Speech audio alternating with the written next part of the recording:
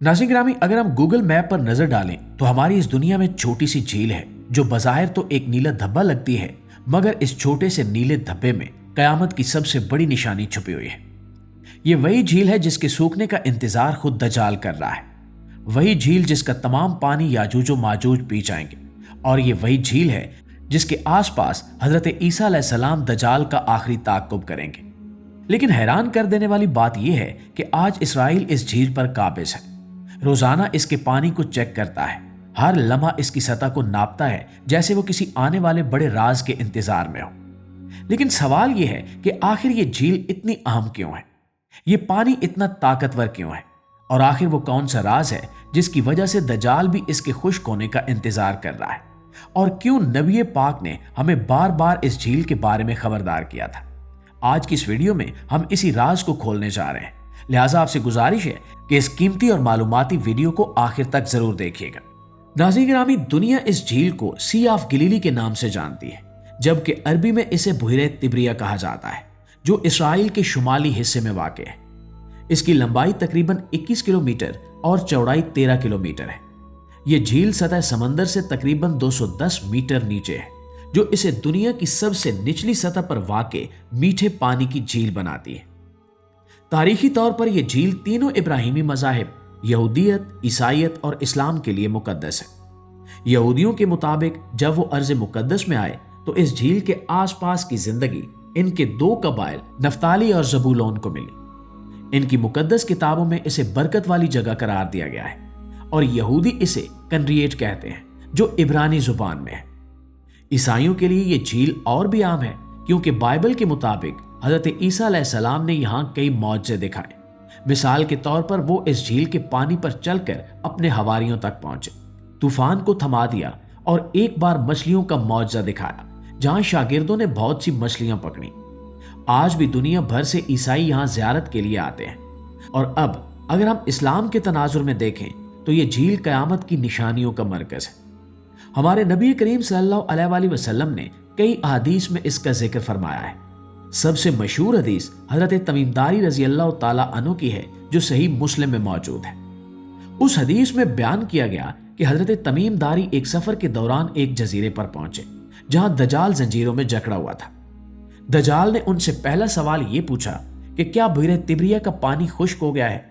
हजरत तमीम ने कहा कि अभी नहीं। दज्जाल ने कहा कि जब ये झील खुश्क होगी तो वो निकलेगा और फितना फैलाएगा। ये हदीस बताती है कि बुहरे तिब्रिया का खुश्क होना दज्जाल के खरूज की एक बड़ी निशानी है। एक और हदीस में याजूज माजूज का जिक्र है। नबी करीम सल्लल्लाहु अलैहि वसल्लम ने फरमाया कि जब याजूज माजूज निकलेंगे तो वह इस झील का पानी पीकर खत्म कर देंगे। पहला ग्रोह पिएगा और जब दूसरा आएगा तो वो कहेगा कि कभी यहां पानी था ही नहीं। और ये हदीस भी सही मुस्लिम में है, और ये बताती है कि यह झील क़यामत के करीब होने की वाज़ेह अलामत है। एक और आम हदीस में आया है कि हज़रत ईसा अलैहिस्सलाम दमिश्क के मशरिक में सफ़ेद मीनार पर नाजिल होंगे। वो दज्जाल को तलाश करते हुए बुहरे तिब्रिया के करीब पहुंचेंगे और वहीं दज्जाल को कत्ल करेंगे। इस तरह बुहरे तिब्रिया का इलाका हज़रत ईसा अलैहिस्सलाम और दज्जाल की आखिरी जंग का मैदान बनेगा। नाज़रीन गिरामी, एक और हदीस में आया है कि हज़रत ईसा अलैहिस्सलाम दमिश्क के मशरिक में सफ़ेद मीनार पर नाजिल होंगे। वो दज्जाल को तलाश करते हुए बुहरे तिब्रिया के करीब पहुंचेंगे और वहीं दज्जाल को कत्ल करेंगे। इस तरह बुहरे तिब्रिया का इलाका हजरत ईसा अलैहिस्सलाम और दज्जाल की आखिरी जंग का मैदान बनेगा। और दोस्तों, ये अहादीस 1500 साल पहले की हैं, लेकिन आज इस झील की हालत देखें तो बिल्कुल वैसा ही हो रहा है। 2025 में बुहरे तिब्रिया के पानी की सतह खतरनाक हद तक कम हो चुकी है। इसराइल ने इस पानी पर दर्जनों रिसर्च सेंटर कायम कर रखे हैं। इनके साइंसदान रोजाना इस झील की सतह को चेक करते हैं। इनके पास जदीद सैटेलाइट और सेंसर्स हैं जो पानी के बुखारात, दर्जा हरारत और बारिश की मिकदार तक को नापते हैं। बज़ाहिर ये सब साइंसी तहकीक है, लेकिन अंदरूनी तौर पर एक रूहानी और खुफिया मकसद है। इसराइली एजेंसियों का मानना है कि जैसे ये झील मुकम्मल तौर पर खुश्क होगी, एक आलमी तब्दीली रूनुमा होगी। वो उसी लम्हे के मुंतज़िर हैं जिसका जिक्र खुद नबी आखिरुज़्ज़मा हज़रत मोहम्मद सल्लल्लाहु अलैहि वसल्लम ने फरमाया था। और अब सवाल ये पैदा होता है कि क्या वो लम्हा करीब आ रहा है? तो दोस्तों, ज़मीन के नीचे मौजूद चश्मे कमज़ोर पड़ चुके हैं, اردن سے آنے والے دریا یارموک کا بہاؤ آدھا رہ گیا ہے۔ جھیل میں پانی ڈالنے والے چھوٹے دریا بند کر دیے گئے ہیں تاکہ اسرائیل اسے مکمل طور پر اپنے قابو میں رکھ سکے۔ اس لیے اسرائیلی حکومت نے اسے ایک ملٹری زون میں بدل رکھا ہے۔ وہاں عام شخص کو داخلہ نہیں دیا جاتا۔ ہر ہفتے وہاں سے پانی کے سیمپل لے کر تل ابیب کی لیبارٹریز میں ٹیسٹ کیے جاتے ہیں۔ کچھ رپورٹس کے مطابق وہاں ایک خفیہ بنکر بھی بنایا گیا ہے جس میں جدید مشینیں، ریڈار اور ڈیپ واٹر مانیٹرز لگے ہیں تاکہ وہ لمحہ نہ چھوٹے جب پانی کی سطح آخری درجے پر پہنچے۔ اور پیارے دوستو، ذرا سوچئے کہ اگر ایک جھیل کا سوکھنا ایک مذہبی واقعے سے جڑا نہ ہوتا تو کیا اسرائیل اسے اتنی سنجیدگی سے لیتا؟ ہرگز نہیں۔ حقیقت یہی ہے کہ وہ دجال کے خروج کے لمحے کی نگرانی کر رہے ہیں۔ وہ جانتے ہیں کہ جیسے ہی جھیل کا پانی ختم ہوگا، دنیا میں ایک ایسا فتنہ اٹھے گا جو تمام مذاہب کے ایمان کو آزما ڈالے گا۔ قرآن ہمیں بار بار یاد دلاتا ہے کہ زمین کی ہر چیز ایک نشانی ہے۔ آج بحیرہ طبریہ کا سکڑتا ہوا وجود صرف ایک جغرافیائی تبدیلی نہیں ہے بلکہ اللہ کی نشاندہی ہے۔ جس طرح نبی کریم صلی اللہ علیہ وآلہ وسلم نے فرمایا تھا کہ قیامت اس وقت تک قائم نہیں ہوگی جب تک نہر طبریہ خشک نہ ہو جائے، اور اب وہی وقت قریب آتا جا رہا ہے۔ لیکن افسوس کی بات یہ ہے کہ امت مسلمہ آج بھی اس نشانی کو ایک عام جھیل سمجھتی ہے۔ کوئی غور نہیں کرتا کہ اس جھیل کے نیچے کیا راز چھپا ہے۔ کوئی نہیں دیکھتا کہ اسرائیل نے اسے اتنی سخت سیکیورٹی میں کیوں لے رکھا ہے۔ کیا آپ جانتے ہیں کہ پچھلے چند برسوں میں اسرائیل نے بحیرہ طبریہ سے پانی نکال کر ایک مصنوعی ریور نیٹ ورک بنایا ہے تاکہ جھیل کو قدرتی طور پر خشک ہونے کے بہانے کمزور کیا جا سکے۔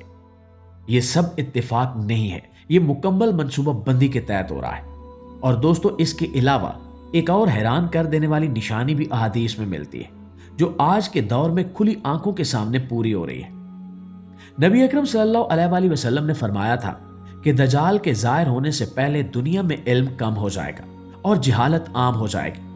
استاد تو موجود ہوں گے، کتابیں بھی ہوں گی، علم کے دروازے بھی کھلے ہوں گے، لیکن لوگ حق کی بات کو سن کر بھی سمجھیں گے نہیں، مانیں گے نہیں اور اس پر عمل نہیں کریں گے۔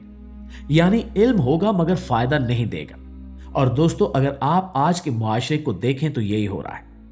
سوشل میڈیا، انٹرنیٹ، ہزاروں کتابیں، لاکھوں لیکچر، سب کچھ موجود ہے، مگر انسان سچ کو چھوڑ کر فتنوں کے پیچھے بھاگ رہا ہے۔ لوگ دین کے بنیادی احکام تک بھول چکے ہیں۔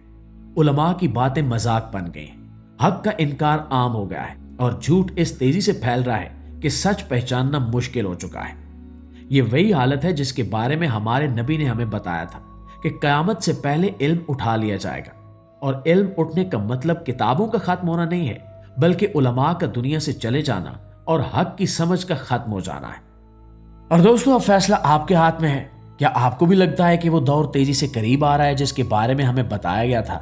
کیا واقعی یہ نشانیاں ہمیں جگانے کے لیے کافی ہیں؟ اپنی رائے کمنٹ میں ضرور لکھیے گا، کیونکہ آپ کا ایک جملہ شاید کسی اور کی آنکھیں کھول دے۔ انشاءاللہ آپ سے ملاقات ہوتی ہے اگلی ویڈیو میں، تب تک اپنا ڈھیر سارا خیال رکھیے۔ اللہ نگہبان۔